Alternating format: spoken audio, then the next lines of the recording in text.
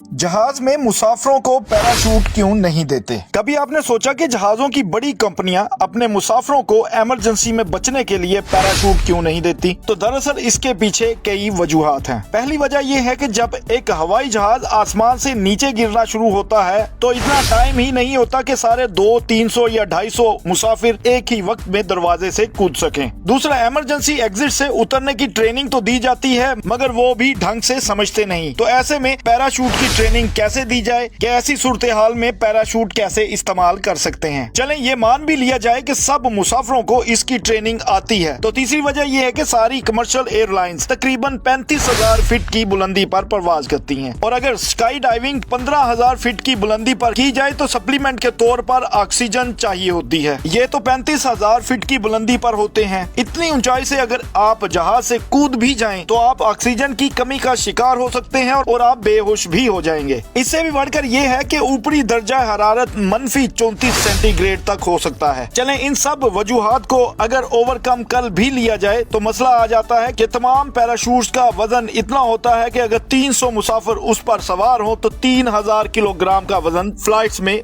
ज्यादा हो जाता है और फ्लाइट्स में कंपनियों के लिए ऐसा करना खासा महंगा पड़ सकता है। इसकी वजह से आपके हवाई जहाज की टिकटें भी खासी महंगी हो सकती हैं। ये वजूहात हैं पैराशूट प्रोवाइड नहीं